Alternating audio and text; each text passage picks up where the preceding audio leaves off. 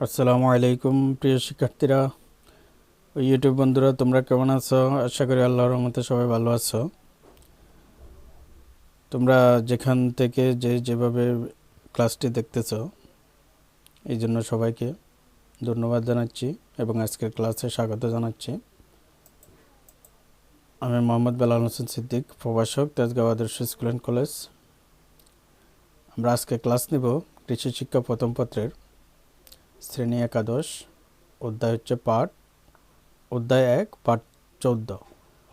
আমাদের আজকের পাঠ শিরোনাম হচ্ছে কৃষি তথ্য ও সেবা প্রাপ্তিতে কৃষি তথ্য সার্ভিসের ভূমিকা। কৃষি তথ্য সার্ভিস সম্পর্কে আমরা গত ক্লাসে প্রথম সেটার পরিচয়, কিছু কার্যক্রম জেনেছি, লক্ষ্য উদ্দেশ্য জেনেছি।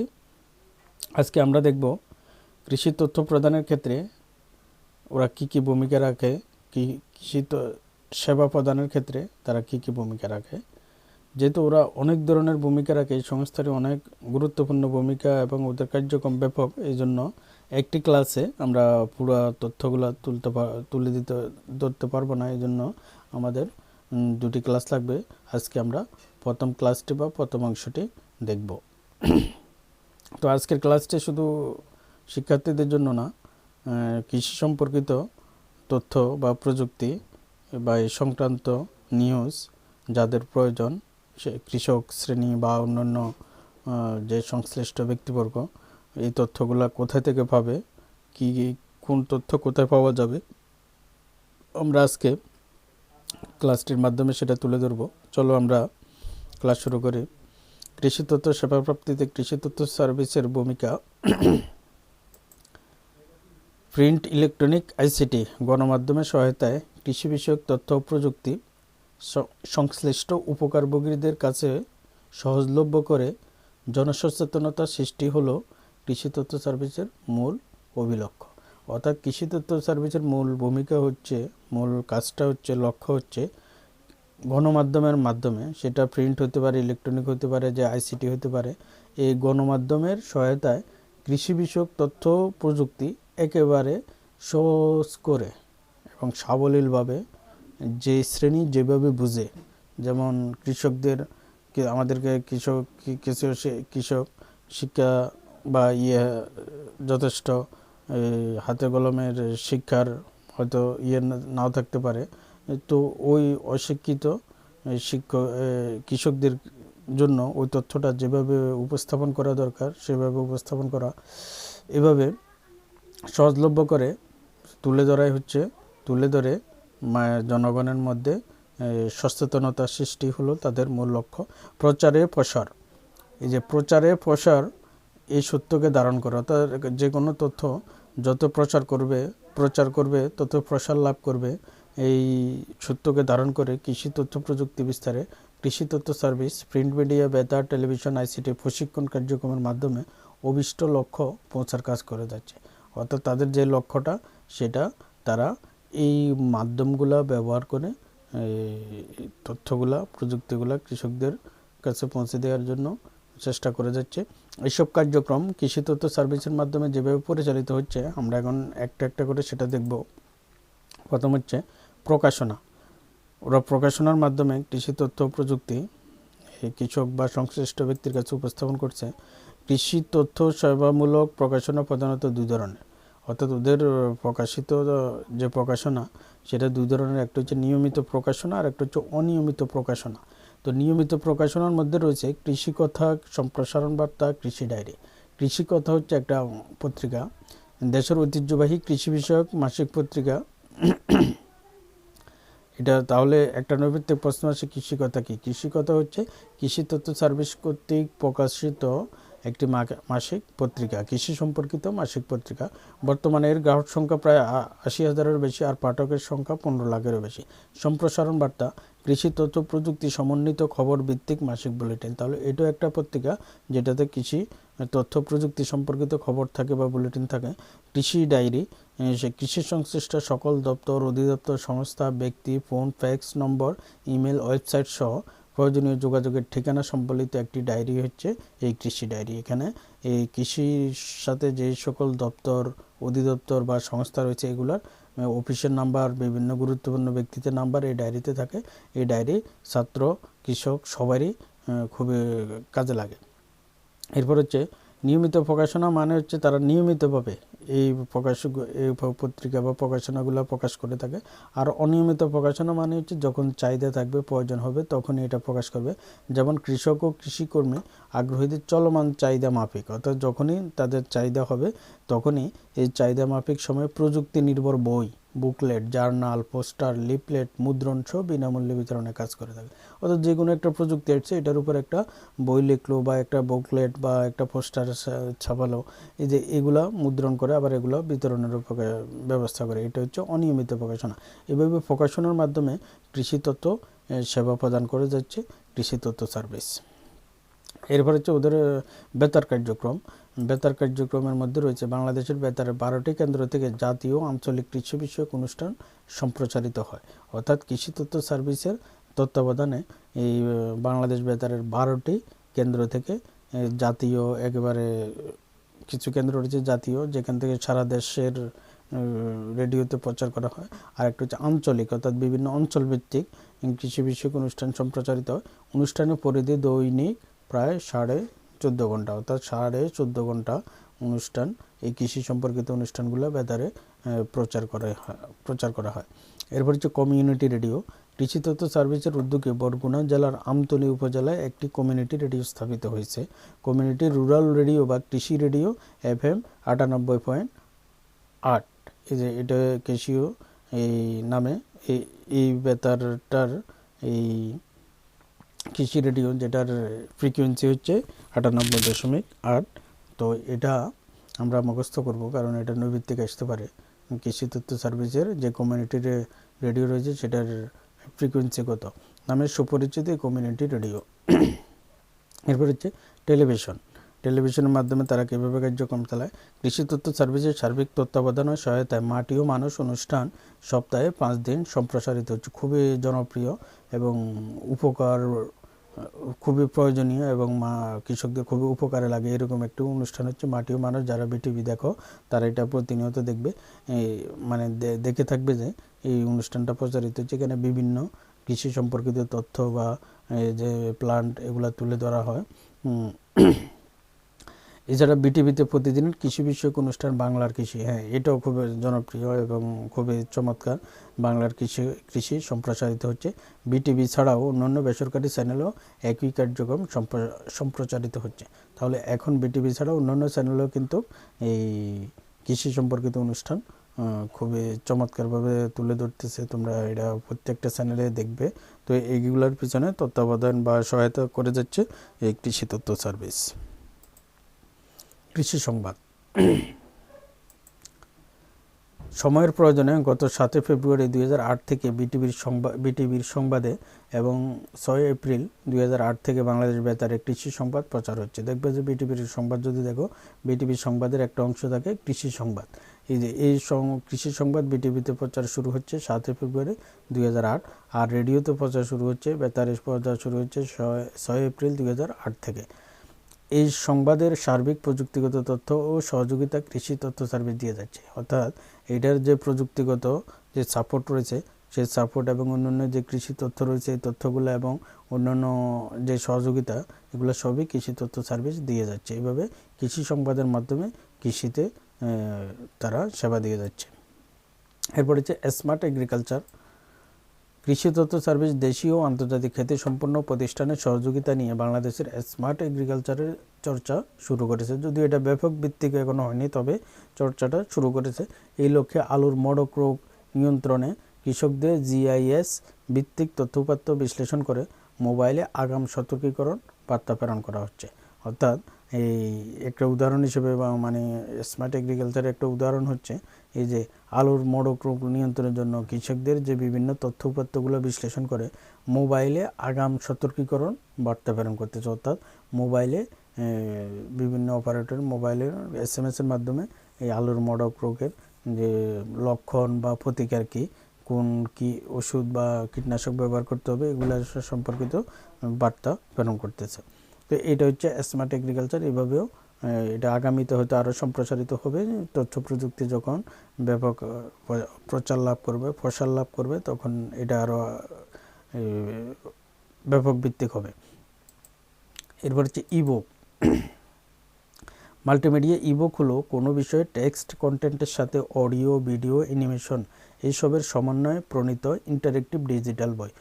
এটা কিন্তু একটা জানার বিষয়। আমরা ইবুক নাম শুনি, কিন্তু অনেকে বুঝি না ইবুক জিনিসটা কি। আবার ইবুকের পূর্ণরূপটাও আমরা জানি ইলেকট্রনিক বুক, কিন্তু এটার আসলে কি বোঝায় এটা আমরা অনেকে জানি না। এটা হচ্ছে এমন একটি বই যেটা টেক্সট কন্টেন্টের সাথে, অর্থাৎ যে লিখিত লেখা থাকবে, বইটিতে যে লেখা থাকবে সেই লেখার সাথে অডিও থাকবে। ওই বিষয়টা, যে বিষয়টার উপর লেখা থাকবে সেই বিষয়টার উপর অডিও থাকবে, এরপর ভিডিও থাকবে, অ্যানিমেশন থাকবে। এই জিনিসগুলোর মাধ্যমে ওই বিষয়টা ফুটিয়ে তোলা হবে। অডিও, ভিডিও, অ্যানিমেশন এই সবের সমন্বয়ে প্রণীত ইন্টারেক্টিভ ডিজিটাল বই। অর্থাৎ এখানে তুমি ইন্টারেক্টিভ শব্দটার অর্থ হচ্ছে পারস্পরিক মিথস্ক্রিয়া, অর্থাৎ যে পাঠক এবং ওই বই দুইজনের মধ্যে তথ্য আদান প্রদানের ব্যবস্থা থাকবে। অর্থাৎ যে পাঠ করবে সে কিছু প্রশ্ন করে সেটার উত্তর পাওয়ার মতো সুযোগ থাকবে। এই জাতীয় বই বিষয়টাকে বলা ইন্টারেক্টিভ। তো ইন্টারেক্টিভ ডিজিটাল বই হচ্ছে এই বই। এগুলো সিডি আকারে সবকটি এআইসিসিতে বিতরণ করা হচ্ছে। অর্থাৎ আমরা জানি যে কৃষি তথ্য সার্ভিস 11টি সেন্টারের মাধ্যমে তাদের কার্যক্রম চালায় দেশের বিভিন্ন অঞ্চলে। সেই এগুলোকে সংক্ষেপে বলা হয় এআইসিসি। এই ইবুকগুলা সিডি আকারে তৈরি করে এআই সেন্টারগুলোতে বিতরণ করা হয়েছে। 2009 থেকে বর্তমান পর্যন্ত বিভিন্ন ফসল ও প্রযুক্তি নির্ভর। তাহলে এই বুকগুলো বিভিন্ন ফসলের উপর এক একটা বিভিন্ন ফসলকে কেন্দ্র করে এই বইগুলো তৈরি করা হয়। এই বিভিন্ন ফসল ও প্রযুক্তি নির্ভর 55টি মাল্টিমিডিয়া ইবুক তৈরি করা হয়েছে। এটার মাধ্যমে একেবারে ভিডিও, অডিওর মাধ্যমে, অ্যানিমেশন মাধ্যমে বিভিন্ন কৃষি প্রযুক্তিগুলোকে ফুটিয়ে তোলা হয়, যেটা কৃষকদের জন্য খুবই গুরুত্বপূর্ণ। ই কৃষি কৃষি তথ্য সার্ভিসের ওয়েবসাইট এই যে www.ais.gov.bd, এটা কিন্তু খুবই গুরুত্বপূর্ণ নৈবিত্তিক প্রশ্ন। এই ওয়েবসাইটে গিয়ে তুমি কৃষি সম্পর্কিত বিভিন্ন বিষয়গুলো জানতে পারবে। এটি হালনাগাদ কৃষি বিষয়ক তথ্য প্রদানের ভূমিকা রাখছে। অর্থাৎ এই ইয়েটাতে কৃষি সম্পর্কিত যে বিষয়গুলো, এগুলো হালনাগাদ তথ্য থাকে, অর্থাৎ সবসময় আপডেট করা হয়। এগুলা কৃষক বা সংশ্লিষ্ট ব্যক্তির নিকট পৌঁছিয়ে দিয়ে কৃষি ক্ষেত্রে গুরুত্বপূর্ণ ভূমিকা রাখছে। কৃষি তথ্য সার্ভিসের এআইসিসি গুলোতে ল্যাপটপ, ডেস্কটপ, কম্পিউটার, মডেম সরবরাহ করা হয়েছে। এইগুলোর মাধ্যমে, এই ল্যাপটপ, ডেস্কটপ, কম্পিউটার, মডেমের মাধ্যমে, ইন্টারনেটের সংযুক্তের মাধ্যমে বিভিন্ন কৃষি সম্পর্কিত তথ্য আদান প্রদান করে তারা ভূমিকা রাখতেছে। প্রতিটি কৃষি সংশ্লিষ্ট প্রতিষ্ঠানের নিজস্ব ওয়েবসাইট আছে, যাতে প্রতিষ্ঠানটির পরিচিতি, সেবামূলক কার্যক্রম, উদ্ভাবন, কৃষকদের জন্য পরামর্শ সহ যাবতীয় তথ্যাদি থাকে। অর্থাৎ এই প্রতিটি কৃষি সংশ্লিষ্ট প্রতিষ্ঠানের নিজস্ব ওয়েবসাইট আছে। এই ওয়েবসাইটগুলোর মাধ্যমে তারা কৃষি সম্পর্কিত বিভিন্ন পরামর্শ সহ সেবা দিয়ে থাকে। কিছু গুরুত্বপূর্ণ কৃষি প্রতিষ্ঠানের ওয়েবসাইটের ঠিকানা উল্লেখ করা হলো। এগুলো কিন্তু গুরুত্বপূর্ণ নৈবিত্তিক প্রশ্ন। যেমন প্রশ্ন আসে কৃষি মন্ত্রণালয়ের ওয়েবসাইটের ঠিকানাটি বলো। এটা কিন্তু অনেকে এই যে এগ্রিকালচার মিনিস্ট্রি লেখে, মানে অপশন যখন দিবে তখন এইভাবে দিবে, কিন্তু আসলে এই ঠিকানাটা হচ্ছে MOA www.moa.gov.bd। এইভাবে মুখস্থ করতে হবে। কৃষি সম্প্রসারণ অধিদপ্তর, এই যে এটা বাংলাদেশ কৃষি গবেষণা ইনস্টিটিউট, এটা প্রাণী সম্পদ অধিদপ্তর, এটা মৎস্য সম্পদ অধিদপ্তর, এটা। তো এগুলো হচ্ছে সংশ্লিষ্ট কৃষি প্রতিষ্ঠানগুলোর ওয়েবসাইট। এই ওয়েবসাইটগুলোর মাধ্যমে তারা বিভিন্ন কৃষি সম্পর্কিত বিভিন্ন কার্যক্রম, উদ্ভাবন ও কৃষকদের জন্য পরামর্শ, প্রশ্ন করে তথ্য জানারও কিছু কিছু ওয়েবসাইটে সুযোগ রয়েছে। তো এইভাবে কৃষি তথ্য সার্ভিসের তত্ত্বাবধানে এই কার্যক্রমগুলো পরিচালিত হচ্ছে। এই কার্যক্রমগুলোর মাধ্যমে কৃষি তথ্য সার্ভিস কৃষিক্ষেত্রে তথ্য ও সেবা দিয়ে কৃষির উন্নয়নে গুরুত্বপূর্ণ ভূমিকা পালন করতেছে। আমরা এই ভূমিকার পরবর্তী অংশটা আমরা পরের আরও কিছু তারা ভূমিকা পালন করে, সেটা আমরা পরের ক্লাসে দেখব। এখন আমরা একটা ওয়েবসাইটে ঢুকে দেখব আসলে কি সেবা দিয়ে যাচ্ছে।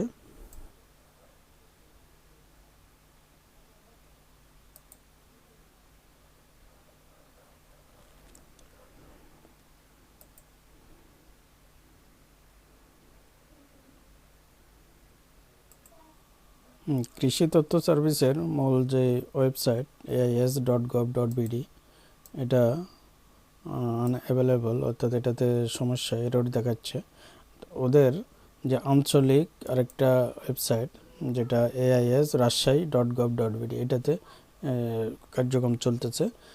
এই যে দেখো, এই ওয়েবসাইটের মাধ্যমে তারা কৃষি সম্পর্কিত বিভিন্ন সেবাগুলো দিয়ে যাচ্ছে। যেমন এই যে এখানে রয়েছে কৃষি বিষয়ক ভিডিও, মাঠের ছবি, কৃষি লিফলেট, এরকম।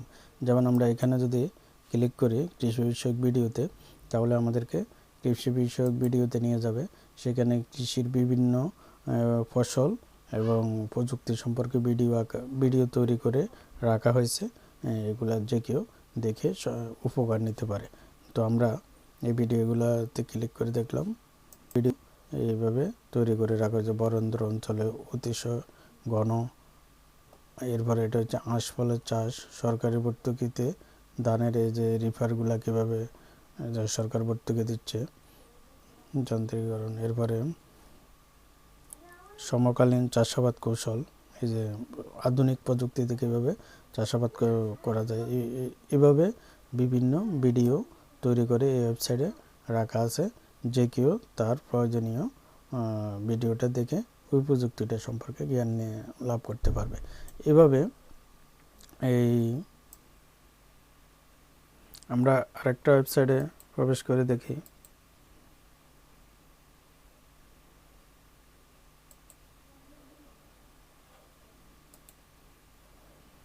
এটা হচ্ছে কৃষি সম্প্রসারণ অধিদপ্তরের ওয়েবসাইট। এই যে এইখানে তুমি কৃষি সম্পর্কিত বিভিন্ন বিষয়গুলো সম্পর্কে তথ্য পাবে। যেমন ইউজ পরিমাণ, যে কৃষি তথ্য এখানে দেওয়া আছে। যার যেটা দরকার, এই যে অনলাইন সার সুপারিশ, অর্থাৎ অনলাইনে তোমাকে কোন জমিতে কোন ফসলের কী পরিমাণ সার দিতে হবে, কিভাবে দিতে হবে, এই সম্পর্কিত তথ্য রয়েছে। এই যে বালাইনাশক, কৃষি মুঠোফোন অ্যাপ, জাতীয় শুদ্ধাচার কৌশল, এইভাবে কৃষি সম্পর্কিত বিভিন্ন তথ্য এই কৃষি সম্প্রসারণ অধিদপ্তরের ওয়েবসাইটে রয়েছে। আমরা একটা ইয়েতে একটু দেখি ক্লিক করে। এই যে ফসল উৎপাদন প্রযুক্তি, যখন এটাতে ক্লিক করবে তখন এই যে এই পেজটা ওপেন হবে। আমি আগে থেকে ওপেন করে রাখছি যেহেতু ইন্টারনেট স্লো। এই পেজটা ওপেন হওয়ার পর তুমি এখানে ক্লিক করার সাথে সাথে এই যে এই ফাইলটা ডাউনলোড হয়ে গেছে, বৃদান 52 না, এটা ক্লিক হবে হচ্ছে এই যে এখানে তোমার যে প্রযুক্তিগুলোর, যে ফসলের যে প্রযুক্তি, এই যে আমি এটাতে ক্লিক করার সাথে সাথে এই যে এখানে এই ফাইলটা ওপেন হয়েছে। এখানে বৃদান 52 এটার প্রযুক্তি সম্পর্কিত বিভিন্ন তথ্য এই ফাইলটাতে রয়েছে। তো আমরা এই ফাইলটা ওপেন করে দেখাচ্ছি। এই যে এখানে ইউজ পরিমাণ তথ্য দেয়া আছে। এই বৃদান 52 তুমি কিভাবে চাষ করবে, কিভাবে সার দিবে, কোন সার কি পরিমাণ দিবে, বিস্তারিত এই যে বীজতলা পরিচর্যা কিভাবে করবে, সব তথ্য এইভাবে দেয়া আছে। তো এইভাবে যে কেউ কৃষি সম্পর্কিত তথ্যগুলা এই কৃষি তথ্য সার্ভিসের তত্ত্বাবধানে এই ওয়েবসাইটগুলো থেকে পেতে পারে। তো আমরা আমাদের ক্লাস পর্যায়ে আছি। আজকের অ্যাটেন্ডেন্স এভাবে দিয়ে দিবে। তো আজকের ক্লাসটি দেখার জন্য সবাইকে ধন্যবাদ জানাচ্ছি। এবং তোমরা আজকের বিষয়টা খুবই গুরুত্বপূর্ণ। এই বিষয়টার উপর পরীক্ষা প্রশ্ন আসে কিন্তু। তো 3টা ক্লাস মিলে এই বিষয়টা আয়ত্ত করে নেবে। তো কৃষি তথ্য সার্ভিসের পরিচয় এবং তাদের ভূমিকাগুলো আগামীতে আরও একটা ক্লাস দেব এটার উপর। তো সে পর্যন্ত সবাই ভালো থাকো এবং মনোযোগ দিয়ে পড়াশোনা করো। আসসালামু আলাইকুম, আল্লাহ হাফেজ।